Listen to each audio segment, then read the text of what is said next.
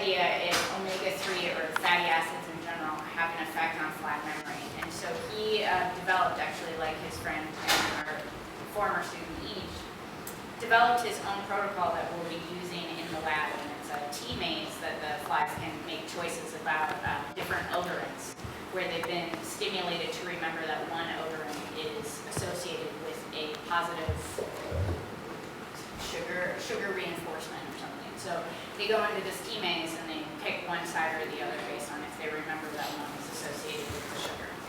Hopefully I didn't just tell you all of this project, but I was really, really impressed that not only did he show up and stick to his guns because he had to make all of his own stuff, but he found something that was really interesting. And you could find, like during the class, all of us would kind of gravitate over to look at what he was doing. And we're, oh, what's that?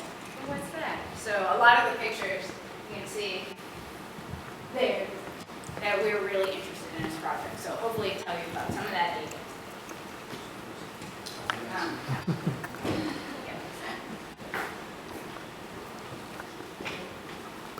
Okay, hi everyone. Like Dr. Briggs said, my name is Mike Rapasta. I'm a rising senior in Math in high school. And today I will be answering the age-old question, who says you can't teach an old fly new tricks?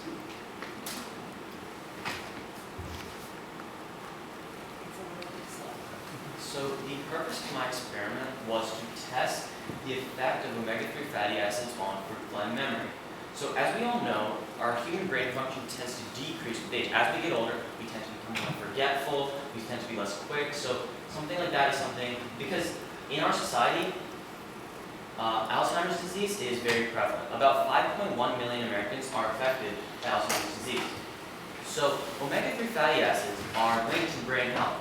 The specific one that I will be looking at is called docosahexaenoic acid. Its shortened form is DHA. It's an omega-3 fatty acid that's essential for brain and heart health. So reduced DHA intake is associated with age-related cognitive decline. So the two major external sources of DHA are either fish oil or maternal milk. So I decided to go with fish oil because I felt that would be an easier thing to get.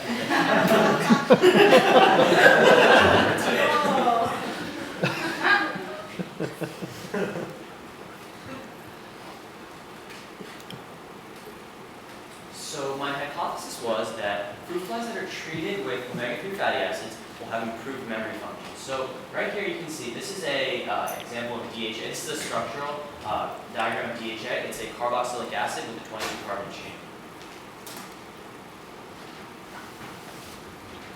So why do we use the fruit fly? So the fruit fly, its scientific name is the Drosophila melanogaster. Here's this picture of the fruit fly brain. Fruit flies are a good model for understanding how memory works. They're easy to care for.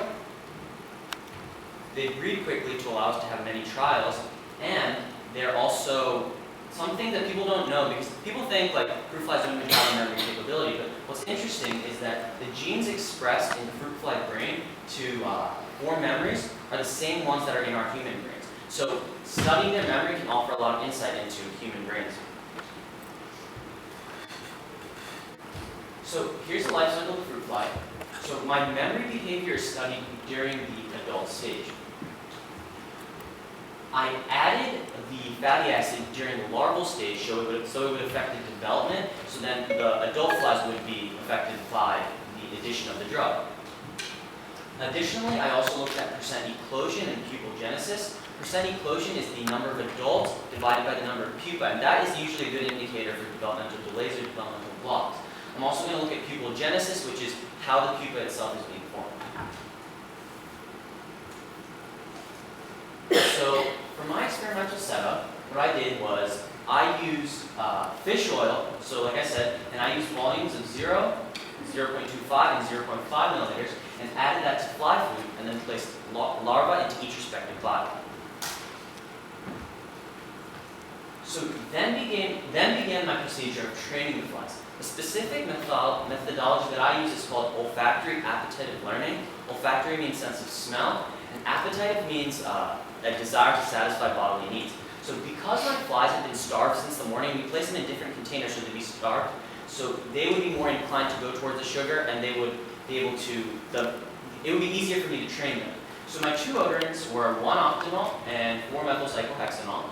1-octanol is associated with sugar reward. So what I did was I took a paintbrush, painted a piece of filter paper, and stuck it inside of the vial. Then using a cotton ball, I kind of pinched it in there so it wouldn't fall out. And I did the same thing with my B vial, except I used a different odor. Then what I did is using a 1 molar sucrose solution, I painted the inside of the A vial with sugar, so that would reinforce that odor A is associated with sugar. So then began my procedure of training. So I would place my flies into a rest vial. I'd leave them there for a minute, and I would then, after a minute passed, I would tap them down to the bottom, remove the plug, and allow them to climb up into vial A. When they were in vial A, they would be smelling odor A while consuming the sugar. So after a minute had passed, I would tap the flies down into the rest vial, give them a minute of rest, and then repeat the same procedure with vial B, where they're smelling 4-methylcyclohexanol, but they're not consuming any sugar. I repeated each testing of the vials 3 total times so I could reinforce that memory inside. So then I had to actually test whether the flies could actually remember. So here's where I developed my testing apparatus. So I basically used vials, I cut them open, used an X-Acto knife and just a bunch of hot glue. So I labeled each side A, like one side A, one side B, and then using a cotton ball, I put the specific odor. This time there's no sugar involved, it's just the odorants. So the flies that choose A, that means their memory is intact. That means they remember that odor A is the good odor, the positive odor. And the flies that choose B means their memory is not intact.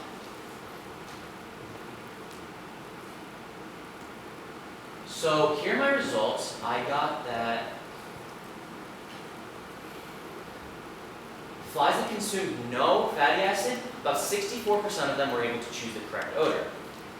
Flies that consumed 0.25 milliliters of fatty acid, there was a 10% increase. 74% of them were able to choose the correct odor. However, I ran into a bit of a problem with 0.5 milliliters of fatty acid. I saw that more flies were choosing the incorrect odor here. So initially I thought, okay, maybe too much of the fish oil or too much of the omega-3 fatty acid is causing an adverse effect.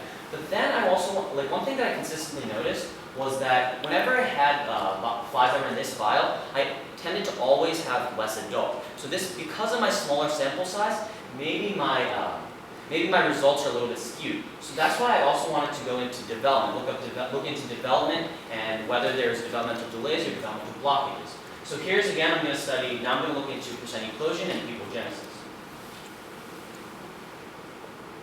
So as you can see, as I increase my dosage of omega-3 fatty acid, there tends to be a decrease in both the number of adults and the number of pupa. So I am having less pupa and less adults. So you can make the case that, okay, because you had less pupa, you're going to have less adults, obviously. But then I also looked at the percentage of how many adults were actually coming out. So if you see, as I increase my dosage of omega-3 fatty acids, I'm having less flies that are actually becoming adults.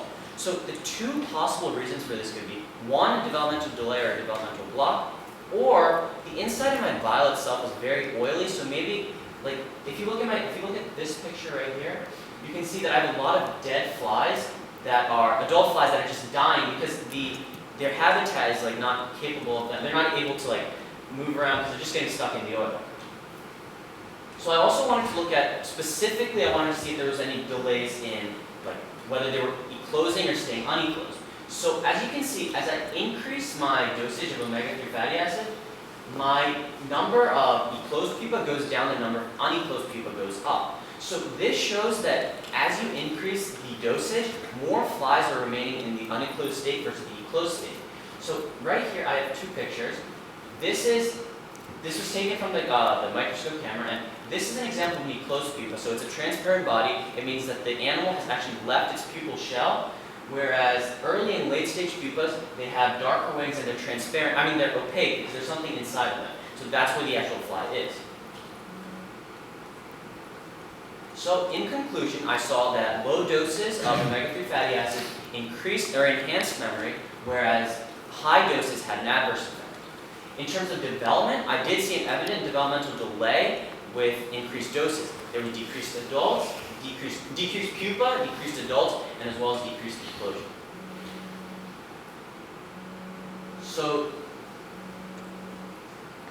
Some future directions that I would have liked to attempt was different types of training. So I did olfactory appetitive learning, which I explained to you, but there's also olfactory avoidance learning. So this one, if you see, they're using the same ordinance that I used, 1-octanol and 4-methylcyclohexanol. But this time, there's no positive reward. There's only a negative reinforcement. 4-methylcyclohexanol is associated with an electric shock. So the flies are shocked, so that leads them to be negatively, they tend to stray away from the other odor. There's different types of training such as motor learning in a flight simulator. There is spatial orientation memory. And there's also, what's interesting, larval olfactory memory. Even larvae have the capability of forming memories. I would have also liked to look at different types of drugs. So, as we all know, it's like central nervous system depressants like alcohol are known to have negative impacts on our memory. So, I would like to see whether those kind of drugs, flies chose the wrong odor more often. So, that would have been something that I would like to test as well. So, with that, I conclude my presentation. I just want to say thank you to Dr. Purdy for answering all my questions, just giving me guidance through the whole thing. Dr. Glenn Rawl for coming in and asking us questions. Susan Barnum for hosting such a wonderful program. Our TAs, Diana and Sid. Fox Chase Cancer Center and Temple University. My fellow classmates who made class every day fun, and everybody here who took the time to listen to my presentation.